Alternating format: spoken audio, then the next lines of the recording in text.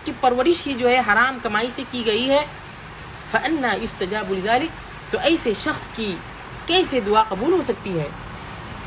اب ہم اس حدیث کے تیسرے فقرے کی طرف چلتے ہیں کہ اس حدیث سے نبی کریم صلی اللہ علیہ وسلم نے ہمیں کیا پیغام دیا ہے، اس حدیث کے ذریعے سے ہمیں کیا کیا فوائد جو ہے استنباط ہو رہے ہیں۔ سب سے پہلا جو فائدہ اس حدیث سے ہمیں ملتا ہے وہ ہے کہ اللہ رب العالمین کا ایک نام طیب ہے، یعنی اللہ رب العالمین کے ناموں میں سے ایک نام طیب ہے۔ طیب کا معنی یہ ہے کہ اللہ رب العالمین ہر قسم کے عیوب و نقائص سے پاک ہے، یعنی اللہ رب العالمین اپنی ذات اور صفات، اقوال اور افعال، ہر ایک چیز میں پاکیزہ اور طیب ہے، کہیں کسی قسم کا عیب و نقص اللہ رب العالمین کی ذات کے اندر نہیں ہے۔ یہ سب سے پہلا فائدہ ہے جو اس حدیث سے ہمیں مل رہا ہے۔ دوسرا فائدہ جو اس حدیث سے ہمیں حاصل ہو رہا ہے وہ ہے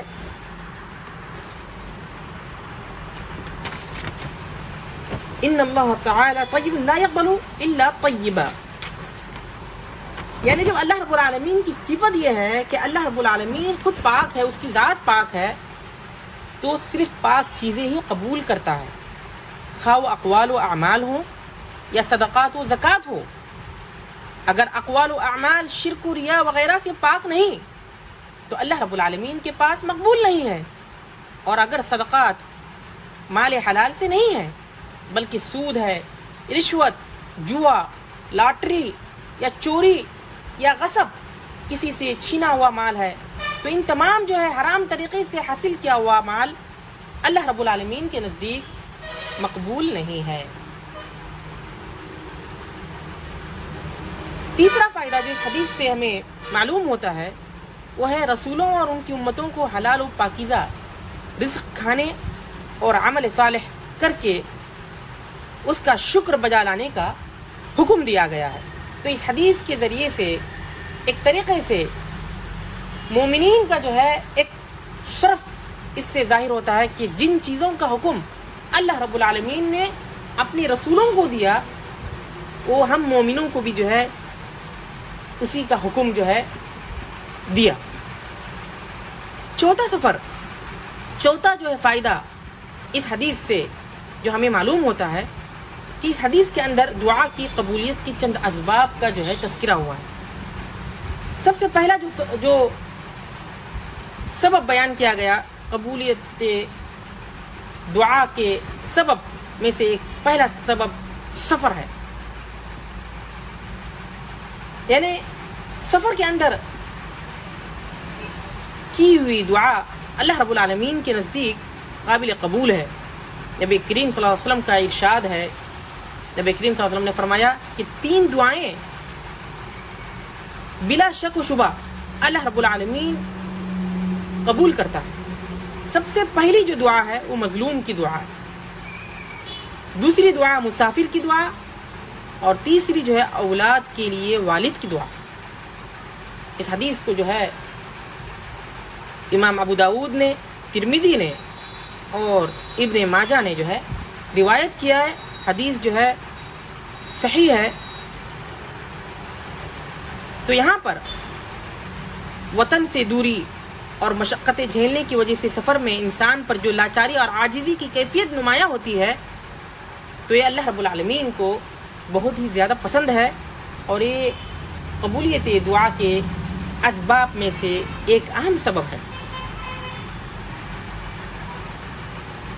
دوسری چیز جو دعا کی قبولیت کا جو سبب ہے وہ ہے لباس اور شکل و صورت کی پراگندگی اور غبار آلودگی، یعنی اللہ رب العالمین یہاں پر جو ہے ایک شخص کا جو نبی کریم صلی اللہ علیہ وسلم نے جو تذکرہ کیا ہے وہ ہے وہ اپنے لباس اور اپنی جو ہے پرسنالٹی پر زیادہ توجہ نہیں دیتا ہے، بلکہ پراگندہ بال اور غبار آلود جو ہے کپڑے ہوتے ہیں، تو یہ بھی جو ہے دعا کی قبولیت کا ایک سبب ہے۔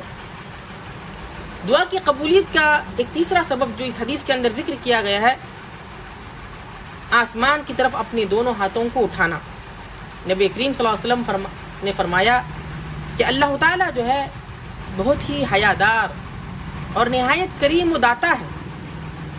جب بندہ اپنے دونوں ہاتھوں کو اٹھاتا ہے تو اللہ رب العالمین انہیں خالی اور نامراد واپس کرنا، اسے جو ہے حیا آتی ہے، شرم آتی ہے۔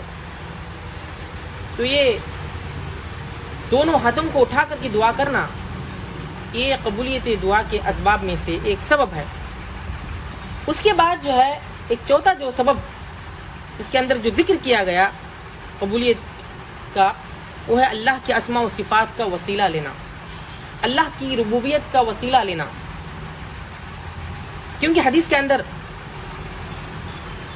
آیا ہے کہ وہ شخص یا رب یا رب کہہ کر اللہ رب العالمین کی ربوبیت کا وسیلہ لے رہا ہے۔ اللہ رب العالمین کا ارشاد ہے وَلِلَّهِ الْأَسْمَاءُ الْحُسْنَى فَادْعُوهُ بِهَا، کہ اللہ رب العالمین کے جو ہے نام پورے کے پورے اچھے ہیں، تو لہذا تم ان کے ذریعے سے دعا کیا کرو۔ تو معلوم یہ ہوا کہ اللہ رب العالمین کی جو ہے صفات کا اور اس کی ربوبیت کا واسطہ دینا، یہ قبولیت کے اسباب میں سے ایک سبب ہے۔ اسی طریقے سے پانچواں جو سبب ہے قبولیت دعا کا، وہ ہے دعا کے اندر اصرار کرنا، بار بار جو ہے دعا کرنا اور عزم و قطعیت کے ساتھ جو ہے دعا کرنا۔ حدیث میں مذکور شخص اپنے مطلوب کا مکمل حریص اور بار بار جو ہے یا رب کہہ کر اصرار کر رہا ہے۔ دعا میں نبی کریم صلی اللہ علیہ وسلم کی سنت بھی یہی تھی کہ نبی کریم صلی اللہ علیہ وسلم ایک دعا کو 3 بار جو ہے دہرایا کرتے تھے۔ تو اس حدیث کے اندر جہاں پر دعاؤں کی قبولیت کے جو اسباب بیان کیے، وہیں پر عدم قبولیت کی بھی جو ہے بعض رکاوٹوں کو ذکر کیا گیا، وہ ہے حرام کھانا یا حرام کمائی سے کھانا، جو تمام رکاوٹوں میں سب سے زیادہ خطرناک ہے۔ اور اسی طریقے سے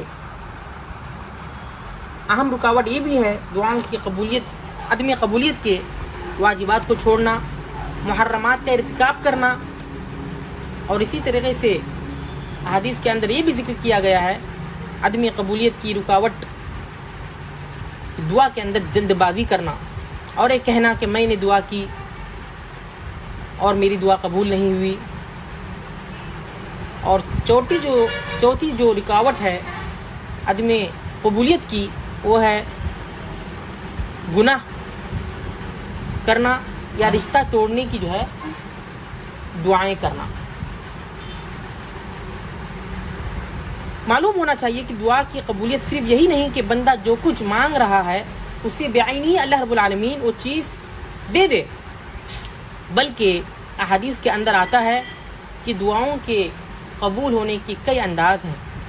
نبی کریم صلی اللہ علیہ وسلم نے فرمایا کہ زمین پر جب کوئی مسلمان اللہ تعالیٰ سے دعا کرتا ہے تو اللہ تعالیٰ اسے وہ چیز عطا فرما دیتا ہے، یا اس جیسی کوئی مصیبت جو ہے ٹال دیتا ہے، بشرطے کہ اس نے گناہ یا قطع رحمی کی دعا نہ کی ہو۔ تب ایک شخص نے کہا کہ تب تو ہم بہت دعائیں کریں گے، تو آپ صلی اللہ علیہ وسلم نے فرمایا کہ اللہ رب العالمین بہت دینے والا ہے۔ لہذا اس حدیث کا پیغام ہم امت مسلمہ کو یہی ہے کہ ہم حلال کمائی کھائیں اور حرام کمائی سے بچیں۔